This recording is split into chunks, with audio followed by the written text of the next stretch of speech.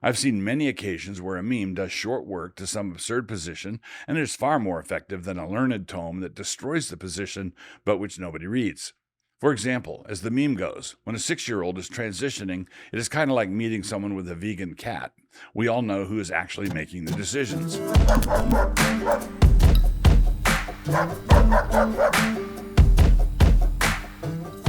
Introduction. Here's the plan, guys. I'm going to begin with a brief review of Andrew Isker's book, The Boniface Option. After that, I'm going to interact a bit more with Rod Dreher's review of it, along with some observations about Dreher's odd and erratic behavior since his review was published. And then I'm going to reveal a little bit of the thinking behind the public invitation that both I and Jared Longshore extended to Dreher, an offer that invited him to come to Moscow and see some things for himself. In short, we will begin with the public stuff and then move gradually into some inside baseball stuff. And you, because you are premium members, get to read all of it. Just kidding, there are no premium members, but at least you get to act like premium members. Also, I was reliably informed at church this last Sunday that I had neglected to select a book of the month for either August or September. That this came as a surprise to me should give you some indication of how abandoned I've become to the thinking of great thoughts, or what some might call wool gathering. Either way, I'm tagging this post as a book review, and this book is my September selection for the Book of the Month slot. Not that it needs my help. We are a few weeks after the book's release, and it is still selling quite briskly on Amazon. The Boniface Option. Let us begin with the bottom line. This is a good book. And if you read Rod Dreher's review of it, and thus had your expectations lowered, and then came back and read this book anyway, you would count it as a really good book. Andrew Isker writes vigorously and well, and for the most part, he knows who the enemy is. He knows what the outrages are, and he's willing to tag the outrages with appropriate names. This really is trash world, and the globo-homo-industrial complex really is a threat to us all. He understands the comprehensive nature of the threat and sees that we are under a full-court press. If we are going to run an offense at all, we have to run one that takes into account the fact that we are under a full-court press. The weak parts of the book are those few places where he tags certain things as part of trash world that, in my view, aren't necessarily part of it at all, e.g. suburbia, seed oils, industrial food production, and in not cautioning enough against the globo-homo-narcissism that our modern fitness mirrors tend to reflect. But these distractions are easily forgiven, given the overall point of the book and the glaring abominations Isker spends the bulk of his time targeting. The strength of the book, and the thing that put Rod Dreher off his feed, was that Isker treats abominations as though they actually are abominable.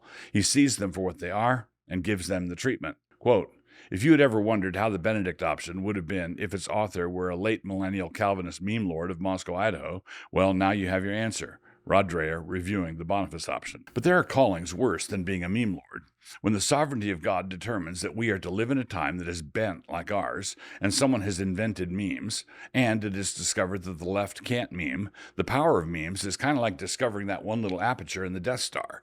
Or, to elevate our discourse somewhat, it is like discovering that one unprotected spot on Smaug's underbelly. I've seen many occasions where a meme does short work to some absurd position, and it is far more effective than a learned tome that destroys the position but which nobody reads.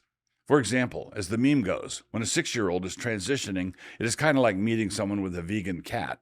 We all know who is actually making the decisions. The strength of Isker's writing is in his short descriptions. Somebody must have given him a pithy helmet for his birthday. Quote, "Spiritually homosexual, whether or not they can make you actually homosexual." Quote, "Assimilate them into the Borg collective."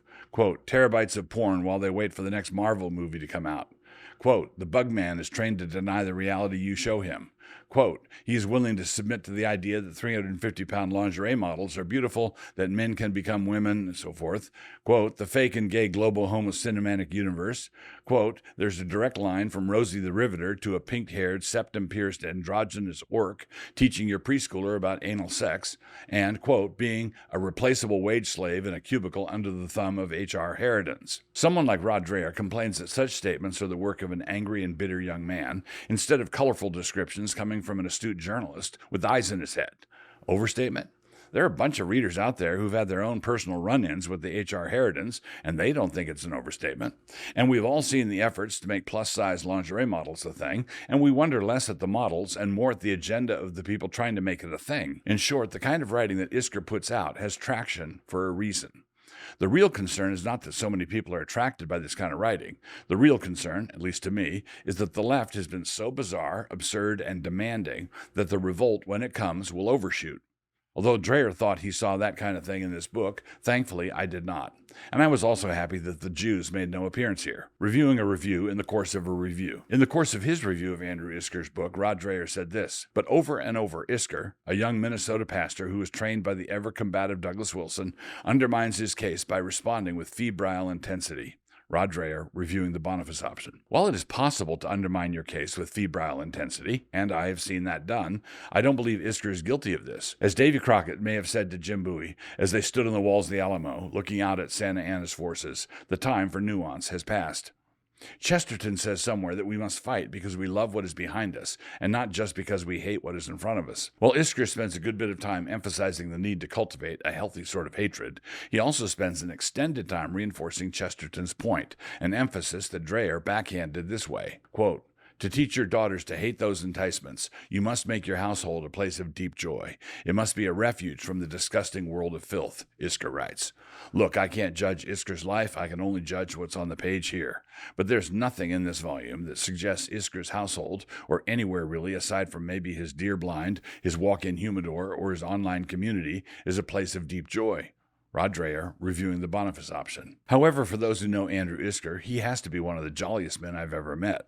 And Dreher's comment that there is nothing in this volume, emphasis his, to indicate that Isker's household is a place of joy, is a comment that is wildly misplaced. There is page after page of such indications. Then Dreher says this, dragging me into it, quote, "I've noticed over the years, watching how disciples of Douglas Wilson operate rhetorically, that they typically lead with a quarrelsome overstatement and take strong negative reaction to it as a sign that they've really hit the mark with their criticism. Sometimes that's true, I suppose."